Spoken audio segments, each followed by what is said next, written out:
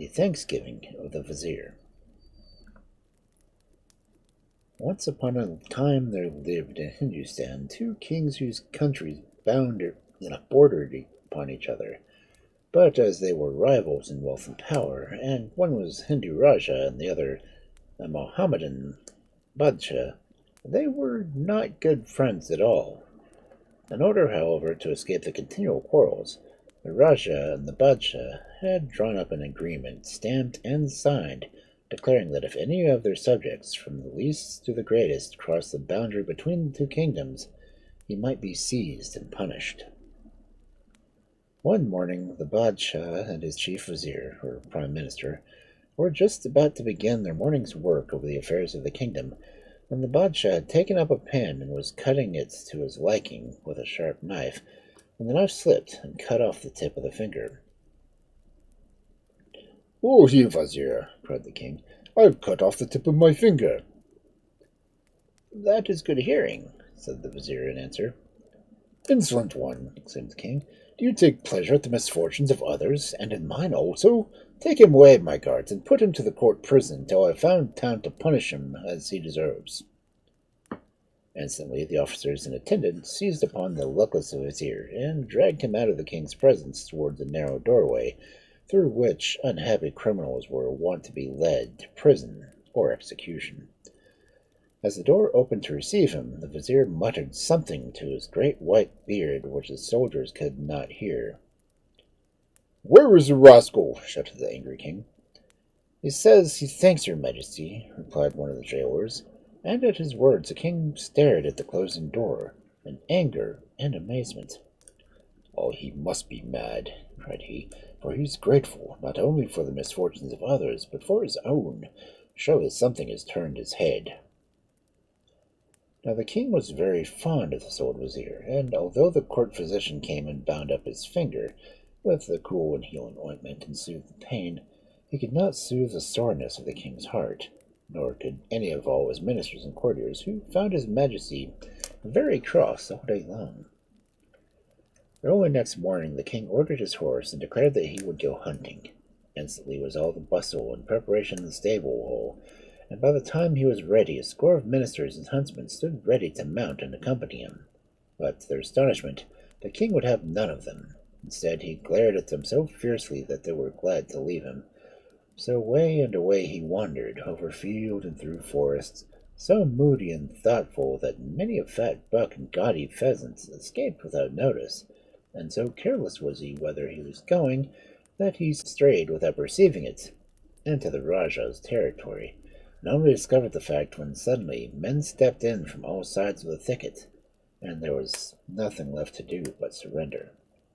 Then the poor Badshah was seized and bound and taken to the Rajah's prison, thinking most of the time of his vizier, who was suffering a similar fate, and wishing that, like the vizier, he could feel that there was something to give thanks for. That night the Rajah held a special council to consider what should be done to his rival who had thus given himself into his hands. All of the Brahmins were sent for, or fat priests who understood about everything, and what days were lucky and what were unlucky, and whilst the rest of the Rajah's counselors were offering him different advice until he was nearly crazy with anger and indecision, his chief Brahmin was squatting in a corner, figuring out sums and signs to himself with an admiring group of lesser priests around him. At last he rose and advanced towards the throne. "Well," said the Rajah anxiously, "what have you to advise?" "A very unlucky day," exclaimed the chief Brahmin. "Oh, a very unlucky day. The god Devi is full of wrath and commands that tomorrow you must chop off this Badshah's head and offer it to him in sacrifice." Well," said the Rajah, "let it be done. I leave it to you to carry out the sentence." And he bowed to the priests and left the room. Before dawn, great preparations were being made for a grand festival in honor of the great idol Devi. Hundreds of banners waved, hundreds of drummers drummed, hundreds of singers chanted chants, hundreds of priests, well washed and anointed, performed their sacred rites, whilst the Rajah sat, nervous and ill at ease, amongst hundreds of courtiers and servants, wishing it were all well over.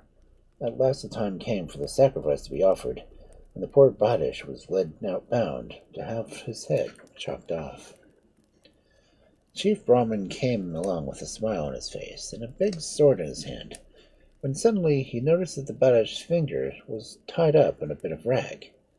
Instantly he dropped his sword, and with his eyes starting out of his head with excitement, pounced upon the rag and tore it off. There he saw the tip of the victim's finger was missing. At this he got very red in anger indeed, and led the Badshah up to where the Rajah sat wondering. "Behold, O Rajah," he said, "this sacrifice is useless. The tip of his finger is gone. The sacrifice is no sacrifice unless it is complete." And he began to weep with rage and mortification. But instead of wailing likewise, the Rajah gave a sign of relief and answered, "Well, that settles the matter. If it had been anyone else, I should have not minded, but somehow, and king and all, well, it doesn't quite seem right to sacrifice a king." With that he jumped up, with his jeweled dagger, and cut the Badshah's cords, and marched him out of the temple and back to the palace. After having bathed and refreshed his guests, the Rajah loaded him with gifts, and himself accompanied him to a large escort to the far frontier between the kingdoms, where, amidst salutes and great rejoicings, they tore up the old agreement and drew up another one, which each king promised welcome and safe conduct to any other's people, from the least to the greatest, whoever came over the border on whatever errand. And so they embraced, and each went his own way.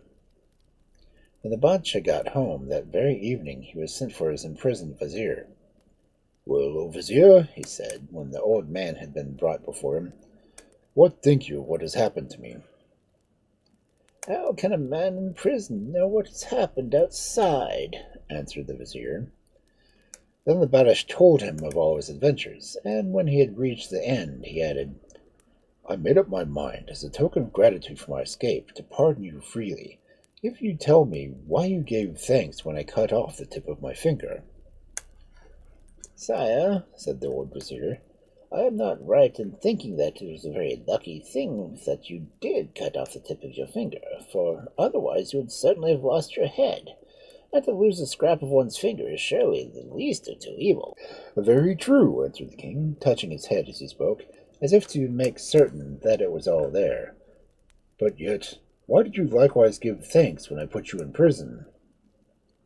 "I gave thanks," said the Vizier, "because it is always good to give thanks, and I had known that my being in prison was to prevent the god Devi from claiming me instead of your majesty as a perfect offering. I should have given greater thanks still."